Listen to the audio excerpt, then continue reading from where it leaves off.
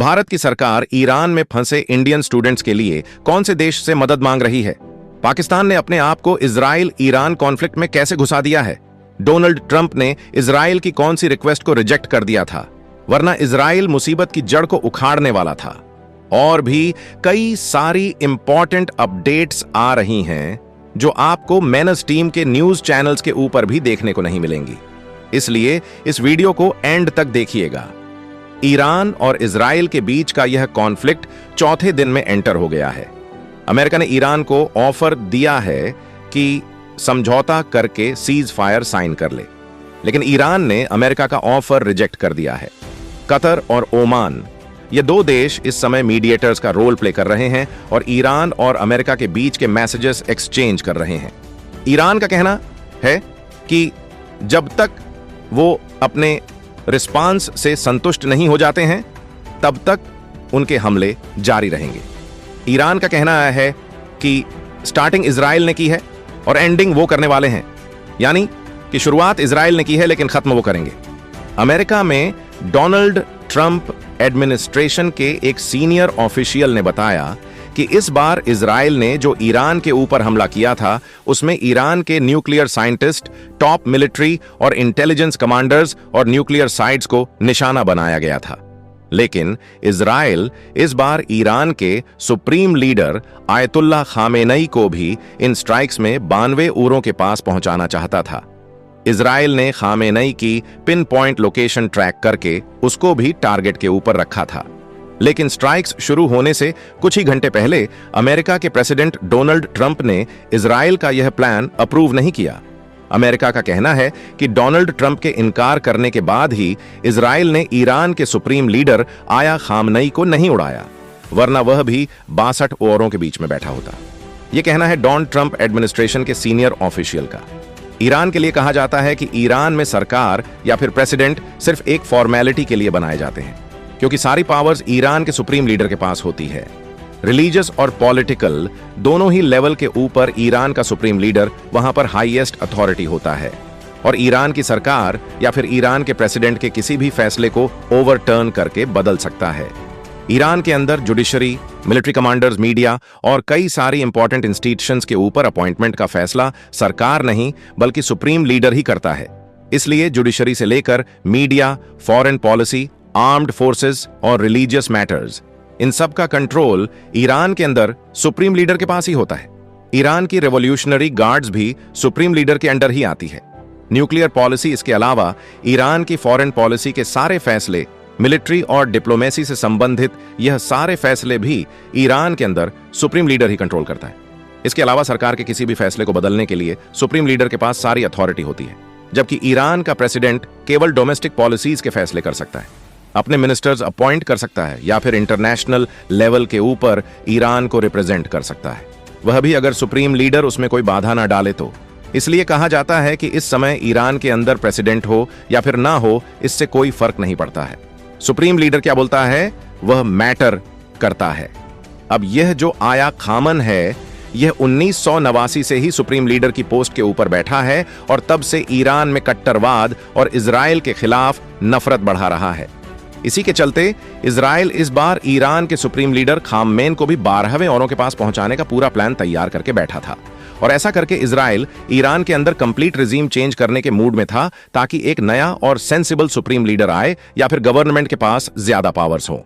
लेकिन अमेरिका ने ईरान के सुप्रीम लीडर को टपकाने के इस प्लान को अप्रूव ही नहीं किया, जिसके चलते इजराइल पीछे हट गया। नेक्स्ट अपडेट आ रही है ईरान, पाकिस्तान और इजराइल को लेकर, और यह ऐसा खुलासा है जिसके बाद पाकिस्तान की रातों की नींद भी उड़ गई है, क्योंकि ईरान ने अपनी कब्र तो खोद ली लेकिन अब उसमें पाकिस्तान को ले जाने की तैयारी भी कर रहा है। रेफरेंस के लिए आपकी स्क्रीन के ऊपर आर्टिकल का स्क्रीनशॉट है।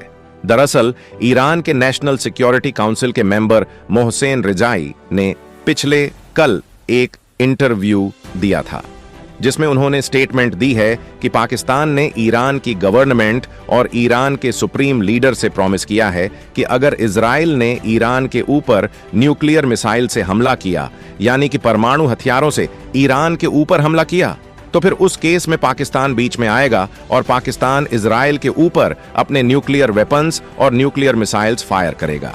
ईरानियन नेशनल सिक्योरिटी काउंसिल के मेंबर मोहसेन रजई ने कहा कि पाकिस्तान ने ईरान से वादा किया है कि वो उनका बदला लेंगे एंड अपने न्यूक्लियर वेपन्स ईरान के डिफेंस के लिए इस्तेमाल करेंगे। यानी जब तक नॉर्मली इजराइल कन्वेंशनल हथियार यूज करके ईरान के ऊपर हमले कर रहा है, तब तक पाकिस्तान साइड के ऊपर बैठकर देखता रहेगा। लेकिन अगर इजराइल ने ईरान के ऊपर न्यूक्लियर वेपन्स इस्तेमाल किए, तो फिर पाकिस्तान, जो कि दुनिया का एक अकेला मुस्लिम देश है जिसके पास न्यूक्लियर हथियार हैं, वो मुस्लिम उम्मा की रक्षा के लिए अपने न्यूक्लियर वेपन्स और न्यूक्लियर मिसाइल्स का इस्तेमाल करेगा और इजराइल के ऊपर फायर करेगा। अब सोचने वाली बात यह है कि यहां पर यह लोग अपनी सुरक्षा नहीं कर पा रहे हैं। मिसाइल डिफेंस सिस्टम हम सब ने देख ही लिया है कि पाकिस्तान का किस लेवल का है और यह बदला लेने की गारंटी दे रहे हैं ईरान को। और अब जब इजराइल को पाकिस्तान का प्लान पता चल गया है कि कल को पाकिस्तान उनके ऊपर न्यूक्लियर हमला करेगा, तो अब क्या इजराइल पाकिस्तान को छोड़ेगा? खामखा दूसरों के फटे में टांग अड़ा रहे हैं। नेक्स्ट अपडेट आ रही है भारतीय स्टूडेंट्स को लेकर। अब तो खैर कई सारे लोगों को सबक मिल गया होगा कि वो दोबारा अपने बच्चों को स्टडीज के लिए एटलीस्ट ईरान जैसे देश में तो ना भेजें। लेकिन इस बार जो इनसे गलती हो गई है, इसके लिए अब इंडियन स्टूडेंट्स के माता पिता जो भारत में बैठे हैं, वो हाथ पैर जोड़ रहे हैं और भारतीय सरकार के सामने गिड़गिड़ा रहे हैं। ईरान के अंदर इस समय 4000 से भी ज्यादा भारतीय फंसे हैं और इनमें मैक्सिमम स्टूडेंट्स ही हैं जो कि मेडिकल डिग्रीज के लिए ईरान गए थे।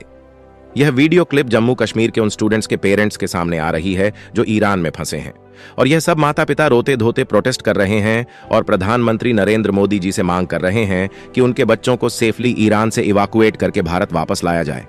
और अगर प्रधानमंत्री मोदी ऐसा करते हैं तो वह पूरी उम्र तक बीजेपी को और प्रधानमंत्री मोदी को ही वोट करेंगे। अब ये प्रधानमंत्री मोदी का गुणगान करें या फिर नहीं करें, ये तो खैर इनकी पर्सनल चॉइस है।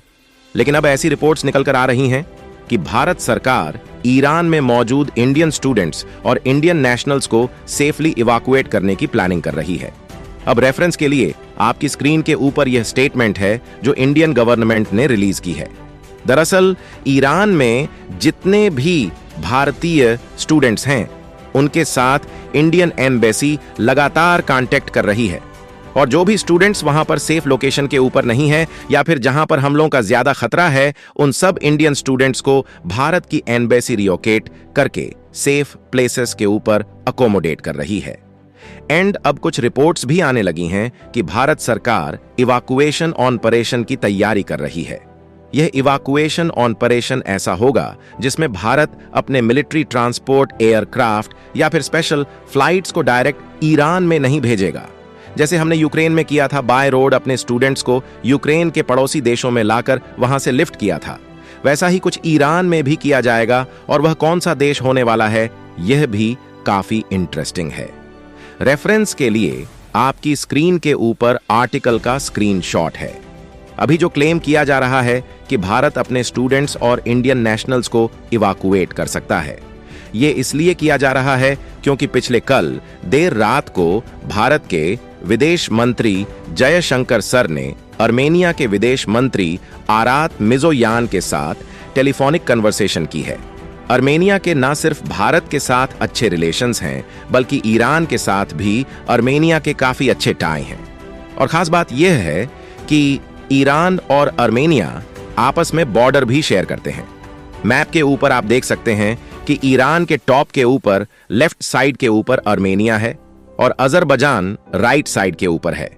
अब भारत के और आर्मेनिया के साथ अच्छे रिलेशंस हैं, इसीलिए भारत आर्मेनिया के रास्ते अपने लोगों को वापस लाने का प्लान कर रहा है। जबकि कई देश ऐसे हैं जिनके अजरबैजान के साथ अच्छे रिलेशंस हैं, इसीलिए वह अजरबैजान के रास्ते अपने लोगों को वापस लाने पर विचार कर रहे हैं। आर्मेनिया भारत का अब काफी क्लोज अलाई बन गया है, इसलिए हम आर्मेनिया के ऊपर विश्वास कर सकते हैं। तभी तो जयशंकर सर ने सबसे पहले आर्मेनिया को ही कॉल की है। इनिशियल रिपोर्ट्स की माने तो भारत की एम्बेसी ईरान में मौजूद सभी इंडियन स्टूडेंट्स और भारतीय लोगों के लिए ट्रांसपोर्टेशन अरेंज करेगी। सबको बाय रोड बसेस में ईरान अर्मेनिया बॉर्डर तक ले जाया जाएगा और वहां पर अर्मेनिया के अंदर एंटर होने के बाद सबका हेल्थ चेकअप होगा। सबको अकोमोडेट किया जाएगा और वहां पर इंडियन एयरफोर्स का मिलिट्री ट्रांसपोर्ट एयरक्राफ्ट या फिर भारत की स्पेशल फ्लाइट्स इन सब का वेट कर रही होंगी, जिनकी मदद से इन सबको वहां से भारत वापस लाया जाएगा। अब क्योंकि टोटल 4000 से भी ज्यादा लोग हैं, इसलिए मल्टीपल फ्लाइट्स ऑन परेड करनी पड़ेंगी और यह प्रोसेस 1 या 2 दिन में कंप्लीट नहीं होगा। इसको समय लगेगा। जिस तरह से यूक्रेन और रशिया से स्पेशल परमिशन मांगकर ह्यूमैनिटेरियन कॉरिडोर बनाया गया था एंड इनसे कहा गया था कि भारत के स्टूडेंट्स को पास होने दिया जाए और उनके ऊपर हमला ना हो, सेम इसी तरह से भारत इजराइल और ईरान से कहकर भारतीय स्टूडेंट्स को पास करवाने के लिए कह सकता है। ये सारी चीजें भी प्लान की जा रही हैं और इसमें कई सारे लोगों के साथ कोऑर्डिनेट करना पड़ेगा और स्टूडेंट्स की सेफ्टी को इंश्योर करना यहां पर सबसे इंपॉर्टेंट है। इसलिए प्लानिंग में टाइम लग सकता है, लेकिन भारत सरकार ने आज तक अपने देश के स्टूडेंट्स और अपने देश के नागरिकों को दूसरे देशों में तड़पने के लिए कभी नहीं छोड़ा है। साल 2020 में जब कोविड-19 आया था, उस समय भारत सरकार ने वंदे भारत मिशन और ऑपरेशन समुद्र सेतु चलाया था। उसके नेक्स्ट ईयर 2021 में तालिबान टेकओवर के समय अफगानिस्तान से भारतीय स्टाफ और भारतीय लोगों को इवैक्यूएट करने के लिए ऑपरेशन देवी शक्ति चलाया गया था। उसके अगले साल 2022 में रशिया यूक्रेन वॉर शुरू होने के बाद ऑपरेशन गंगा चलाया गया और 2,25,000 इंडियन स्टूडेंट्स को यूक्रेन से वापस लाया गया।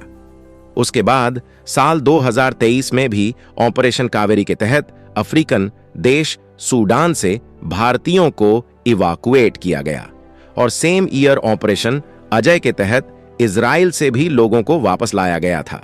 पिछले साल 2004 में ऑपरेशन इंद्रावती के तहत खेती से भारतीय लोगों को रेस्क्यू किया गया था और अब 2025 में भारत सरकार ईरान से भारतीय स्टूडेंट